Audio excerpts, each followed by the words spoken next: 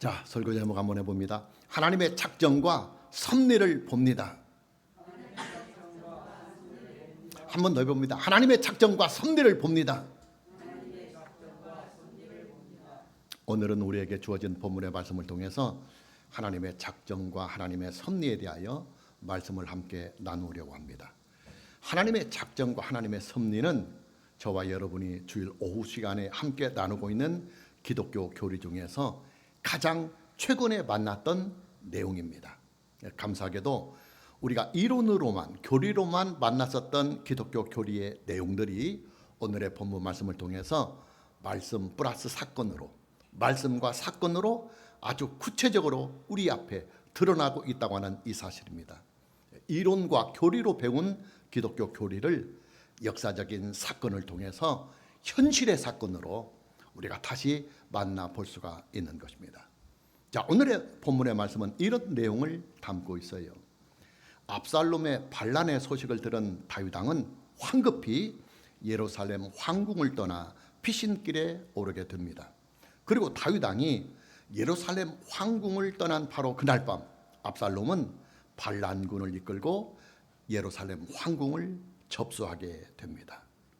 예루살렘 황궁을 접수한 압살롬은 피신의 길에 오른 다윗 왕을 죽이기 위해서 긴급하게 작전회의에 들어갑니다. 이 작전회의는 반란군의 수장인 압살롬이 주재를 하고 또 압살롬의 새로운 책사가 된 아히도벨과 그리고 압살롬의 반란에 가담을 하였던 압살롬의 신하들, 그리고 다윗 왕이 심어놓은 다윗 왕의 책사인 후세가 함께 이 작전회의에 참여를 하였습니다. 압살롬은 이 작전회의에서 그의 책사인 아히도벨에게 다윗 왕을 죽일 수 있는 전략을 물어봅니다. 과연 어떤 전략을 펼쳐야 다윗 왕과 그를 따르는 군대를 제압을 해서 이 압살롬의 반란이 성공한 쿠데타가 될 수 있는지를 물어보고 있는 것입니다. 압살롬의 책사인 아히도벨은 이 작전회의에서 다윗 왕을 신속히 제거할 수 있는 계략을 내놓게 됩니다. 자, 아히도벨이 내놓은 계략이 뭐냐? 기습 공격의 전략입니다. 지금 다윗 왕은 황급히 예루살렘 황궁을 빠져나가 피신길에 올랐기 때문에 소수의 호위 병들만이 다윗 왕을 지키고 있어요. 다윗 왕의 정예 군대는 아직 움직이지를 못하고 있는 상황이니까 그 밤에 당장 피난길에 오른 다윗 왕을 추격해서 다윗 왕을 죽여야 한다고 하는 것이 아히도벨이 내놓은 계략이었습니다. 지난주에도 말씀을 드렸지만 압살롬의 책사가 된 아히도벨은 다윗 왕 시대에 가장 뛰어난 지략가요 책사였습니다. 아히도벨을 능가할 수 있는 지략가는 그 당시 이스라엘 안에는 없었습니다. 더군다나 아히도벨은 압살롬의 책사가 되기 이전에 다윗 왕 곁에서 오랫동안 다윗 왕의 책사를 맡았던 사람이에요. 그러니 다윗 왕에 대해서는 누구보다도 훤히 꿰뚫고 있는 사람입니다. 아히도벨은 다윗 왕의 현재의 상황을 잘 감안을 해볼 때 기습 공격만이 다윗 왕을 제거할 수 있는 최선의 전략이라는 것을 그는 잘 알고 있는 것입니다. 실제로 지금 다윗 왕 곁에는 600명의 호위병밖에는 다른 군대가 없었어요. 더더욱 다윗 왕은 사람들의 시선을 피하기 위해서 주로 외진길을 선택해서 피신의 길을 가고 있는 상황이기 때문에 전투를 할 수 있는 여력이 거의 되지 못하는 상황에 놓여 있었습니다. 그러니 압살롬이 다윗 왕을 죽이려고 한다면 지금이 가장 적기입니다. 왜냐? 시간이 좀 지나고 나면 다윗 왕이 정예 군대를 다시 소집해서 반란군을 충분히 진압할 수가 있는 상황이 오기 때문입니다. 성경학자들은 만일에 압살롬이 아히도벨의 이 전략을 다 받아들여서 그날 밤 다윗 왕을 기습 공격을 감행했다고 한다면 아마도 다윗 왕은 죽음을 면치 못하였을 것이라고 성경학자들은 보고 있습니다. 무슨 말이냐? 그만큼 아히도벨이 내놓은 그 계략은, 책략은 아주 뛰어났다는 말입니다. 압살롬과 그의 신하들은 아히도벨이 내놓은 이 전략을 흔쾌히 받아들입니다. 자, 그러나 이때 하나의 변수가 등장을 합니다. 그리고 이 변수 하나가 압살롬의 반란이 실패로 돌아가게 만드는 결정적인 요인이 되고 맙니다. 자, 그 변수가 뭐냐? 다윗 왕이 심어놓은 후세라고 하는 이 책사의 등장입니다.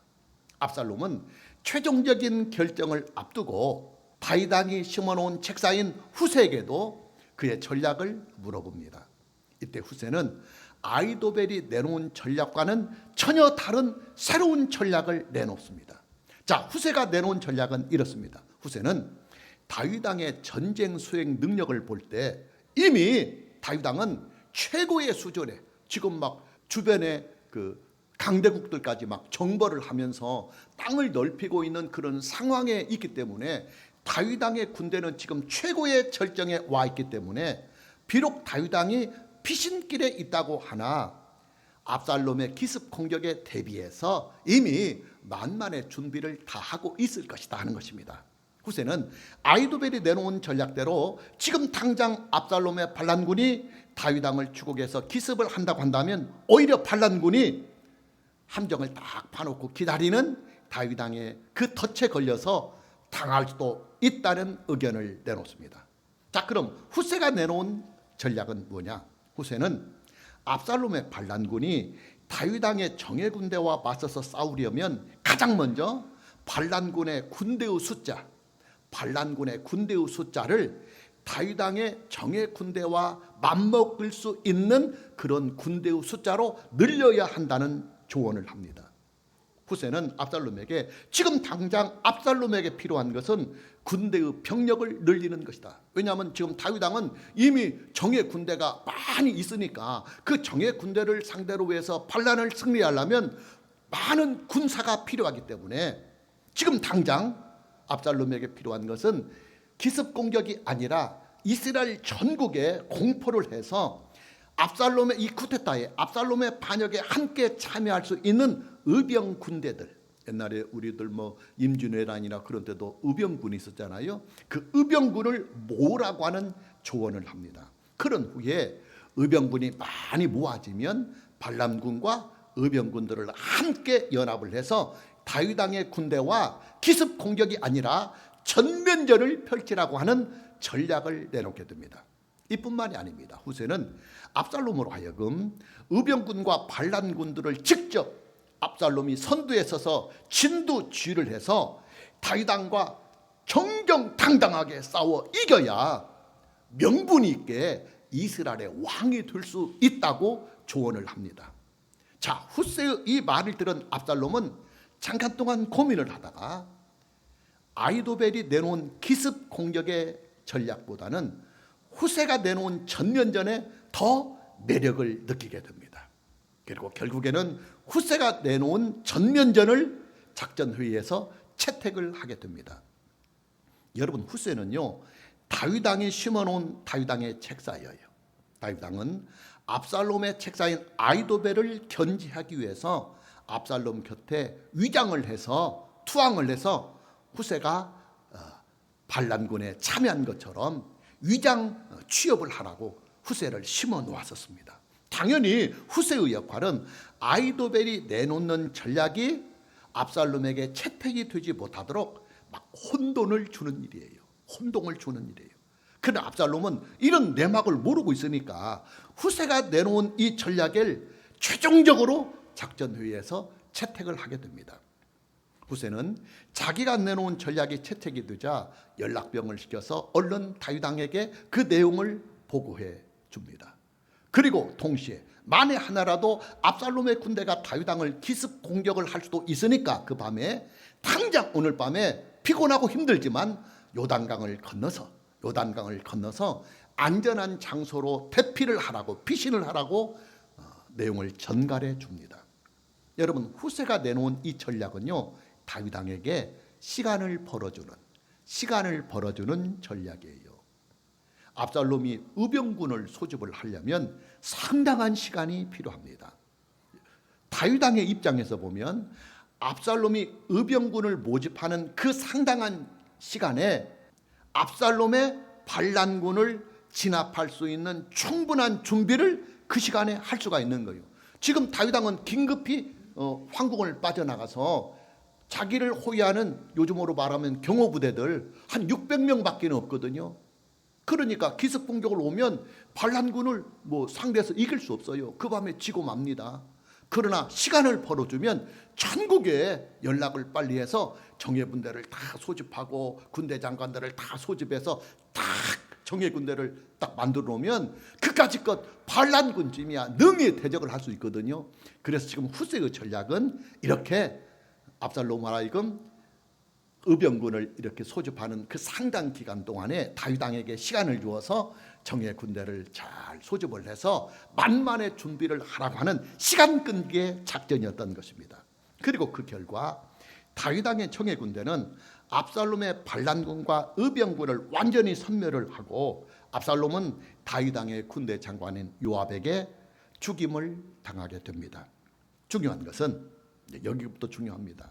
중요한 것은 성경이 이 사건을 성경에 기록을 하면서 어떤 것에, 무엇에 그 포커스를 맞추고 있느냐는 이 사실에 있어요. 자, 오늘 하나님께서 이 사건과 이 말씀을 통해서 포커스를 맞추고 있는 그 내용이 뭐냐? 하나님의 작정과 하나님의 섭리입니다. 여러분, 성경은요, 압살롬의 작전 회의에서 아히도벨이 내놓은 기습 공격의 전략이 채택이 되지 못하고 후세가 내놓은 전면전의 전략이 채택이 된 그 이유에 대하여 성경은 뭐라고 기록을 하고 있느냐면 바로 그것이 하나님의 작정이었다. 하나님의 작정이었다고 성경은 기록을 하고 있습니다. 오늘 본문 14절 말씀을 보면 압살롬과 온 이스라엘 사람들이 이르되 아렉 사람 후세의 계략은 아히도벨의 계략보다 낫다 하니 이는, 자, 지금 그 압살롬의 작전 회의에서 아히도벨이 내놓은 기습 공격보다 다윗 왕이 심어놓은 후세의 전면전의 전략이 낫다고 최종적으로 작전회에서 채택을 하게 된 이유가 뭐냐? 이는 여호와께서 압살롬에게 화를 내리려 하사 아히도벨의 좋은 계략을 물리치라고, 여기가 중요합니다, 명령하셨습니다라.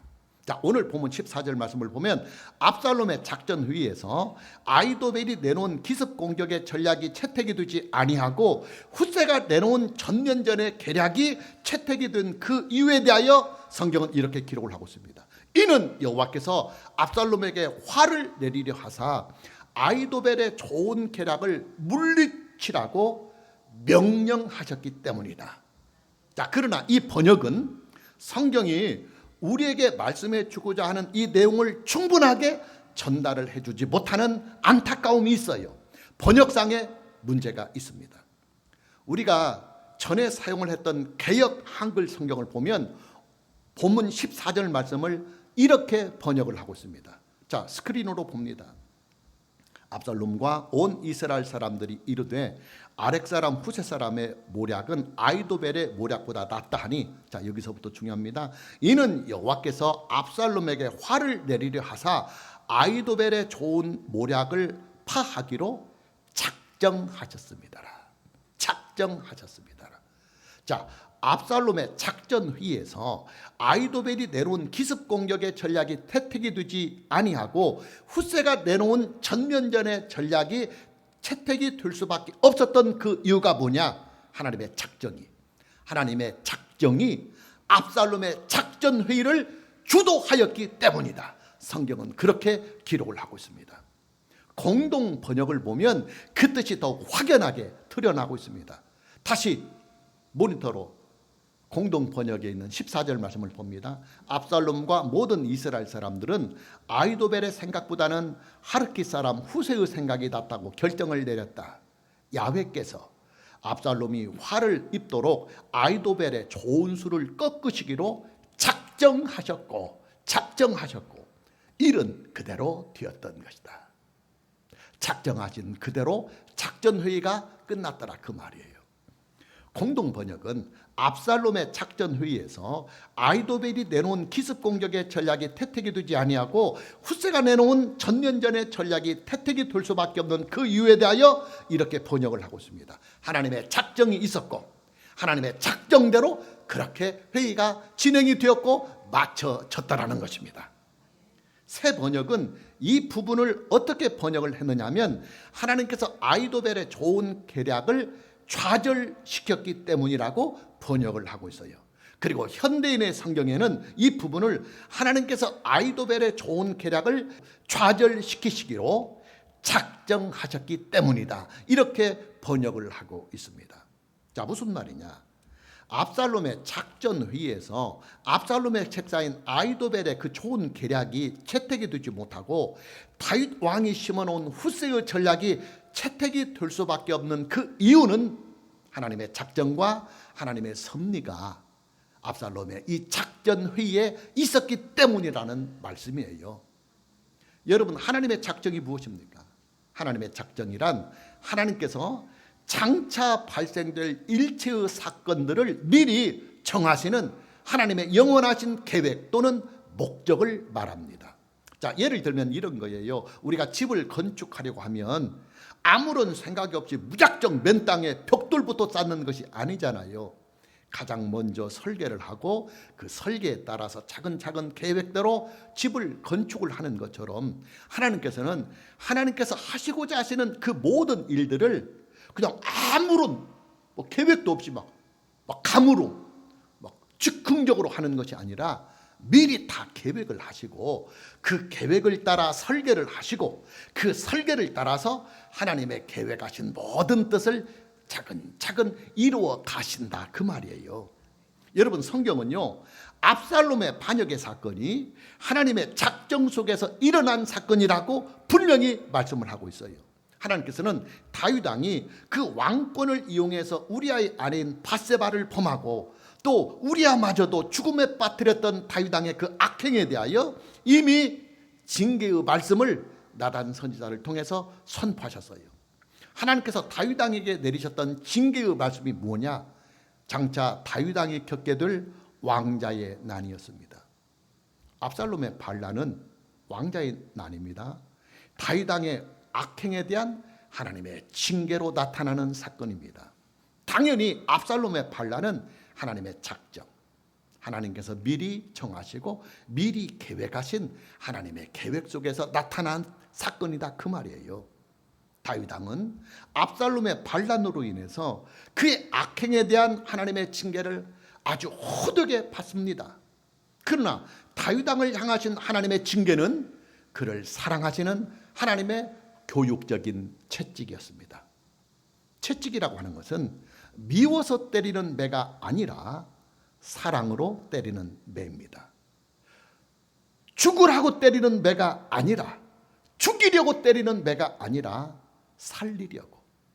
살라고 때리는 매입니다.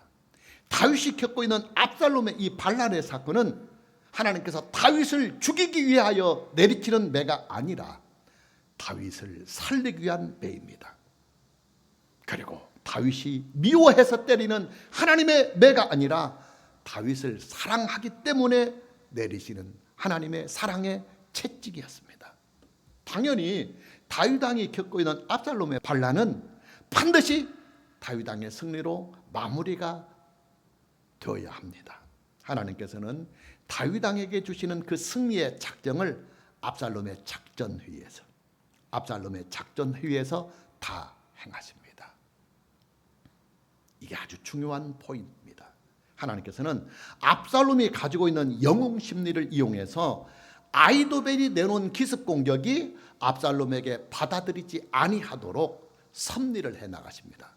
그리고 다윗 왕을 돕는 후세의 전략이 태택이 될 수 있도록 압살롬의 마음까지도 하나님께서는 섭리하시고 주장해 나가십니다. 압살롬은 허세가 있는 사람이에요. 소영웅주의에 사로잡혀 있는 사람이에요. 그렇기 때문에 압살롬은 아이도벨이 내놓은 기습 공격의 전략보다는 후세가 내놓은 전면전의 전략이 확 마음에 와 닿았습니다. 아무래도 기습 공격은 폼이 안 나잖아요. 숨어서 살금이 이렇게 접근을 해서 죽이는 전략이기 때문에 폼이 안 나요. 그렇게 다윗 왕을 제거해서 이스라엘의 왕이 되려면 폼이 안 나잖아요. 그런데 많은 군대를, 막 몇십만 군대를 이끌고 자기가 막 선두에서 그 많은 군대를 진두지휘하면서 다윗 왕의 군대와 전면전을 벌여서 다윗 왕을 죽이고 이스라엘의 왕이 될 수 있다고 한다면 폼이 확 살아나잖아요. 그러니까 압살롬은 바로 그런 소영웅주의가 있었어요. 하나님께서는 압살롬의 이 소영웅주의의 심리를 이용을 해서 압살롬으로 하여금 아히도벨이 내놓은 기습 공격은 물리치게 하고 후세가 내놓은 전면전의 전략을 채택을 할 수 있도록 압살롬의 작전 회의를 하나님께서 작정하셨고 미리 계획하셨고 그 작정하신 대로 섭리를 해 나가셨다 이 말이에요. 그리고 결국 압살롬은 이 한 번의 잘못된 선택으로 말미암아 반란에 실패를 하고 죽음의 길을 가게 됩니다. 무슨 말이냐? 압살롬의 반란이 실패로 돌아갈 수밖에 없었던 그 결정적인 원인은 하나님의 작정과 하나님의 섭리에 있었다는 말입니다. 여러분, 하나님께서는요 저와 여러분의 인생을 그냥 막 아무런 계획 없이 무대뽀로 이끌어가는 것이 아니에요. 하나님의 완전하신 지식과 지혜와 그 능력을 가지고 미리 설계하시고 그리고 미리 계획하셔서 그 하나님의 완전하신 계획과 그 설계도대로 저와 여러분의 인생을 섭리해 나가십니다. 이것을 우리가 기독교 교리적으로 하나님의 작정과 하나님의 섭리라고 말하는 것입니다. 우리가 겪는 모든 고난도 하나님의 작정의 틀 안에서 일어나는 사건들입니다. 그리고 우리가 얻고 누리게 되는 모든 축복과 행복들도 사실은 하나님의 작정의 큰 틀 안에서 만들어지고 일어나는 일입니다.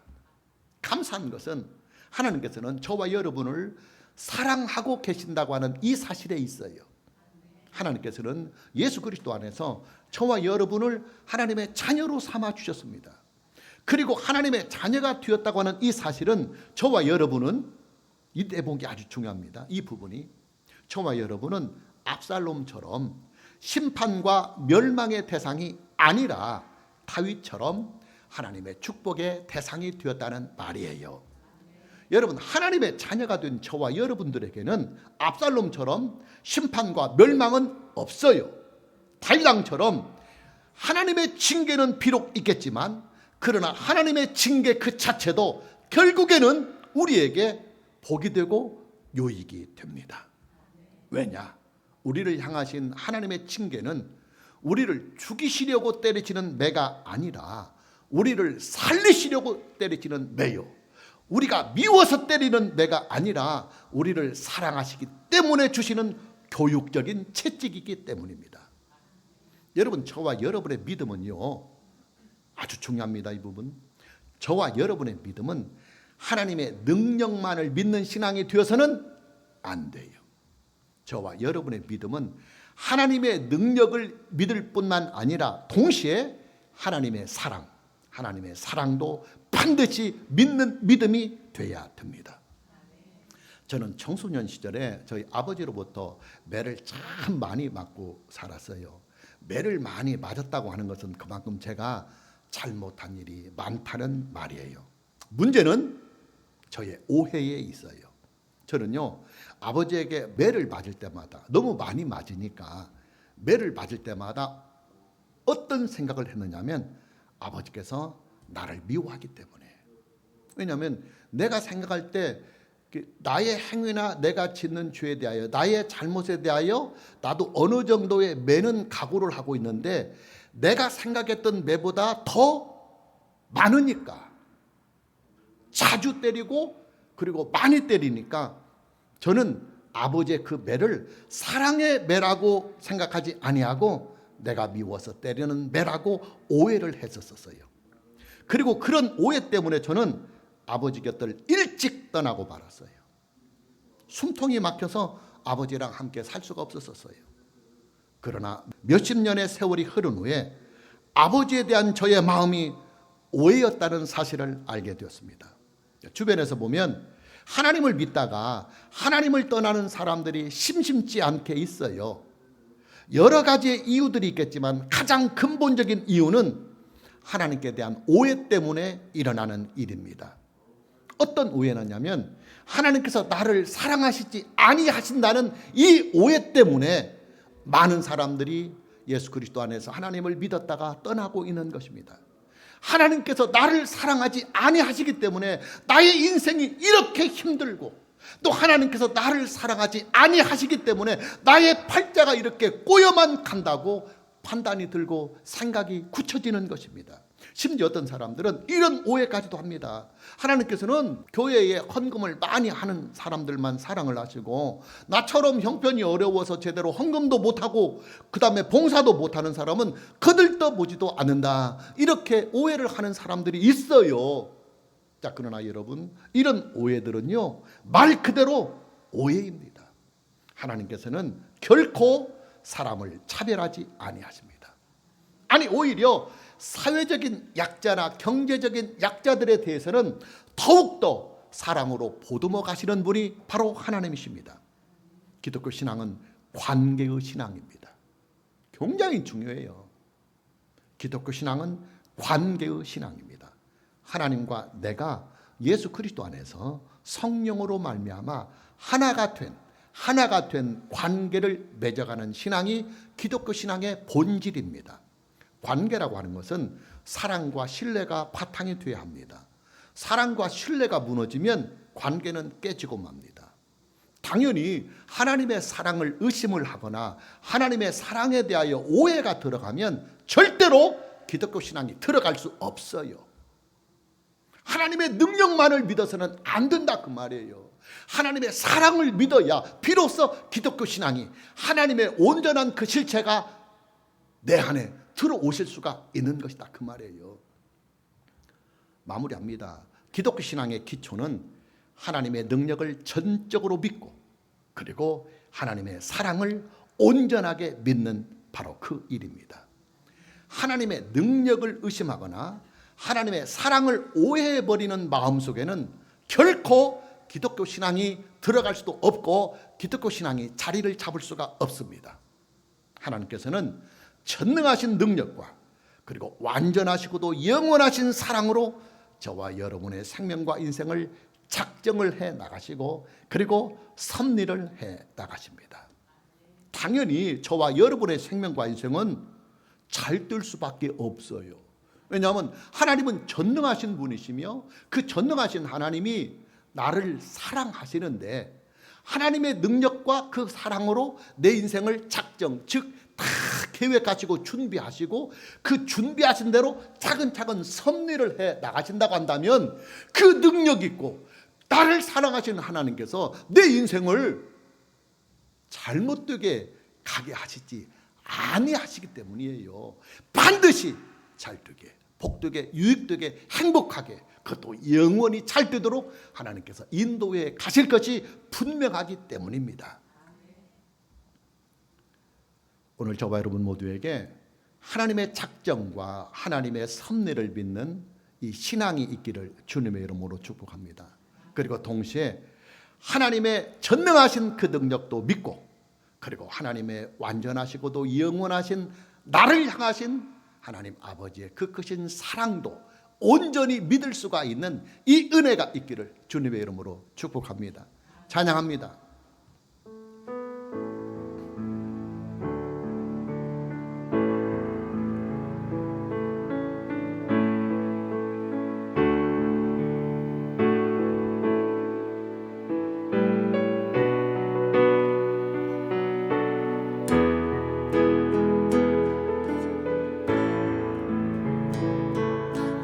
내가 만민 중에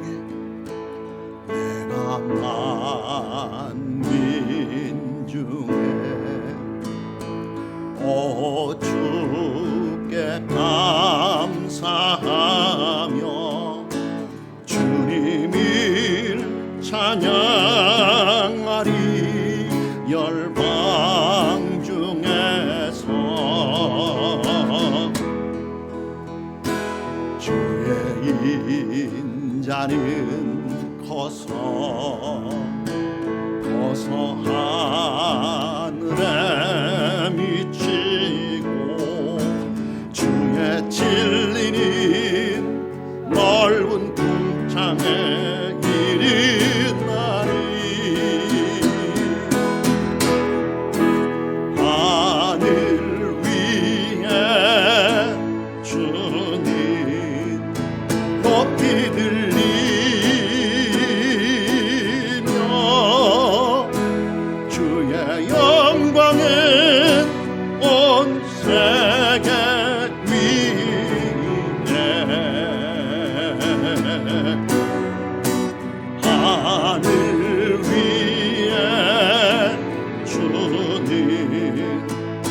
높이 들리며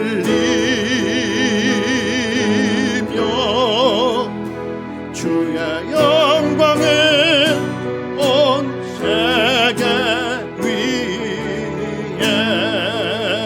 다시 오른손 들고 처음부터 내가 만민 중에 내가 만민 중에 오 주께 감사하며 주님을 찬양하리 열방 중에서 주의 인자는 커서 하늘에 미치고 주의 진리는 넓은 궁창에 이르나니 하늘 위에 주는 높이 들리며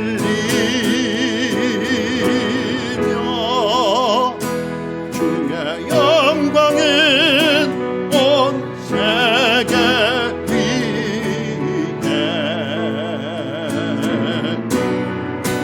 하늘 위에 주는 높이 들리며 주의 영광은 주의 영광은 주의 영광은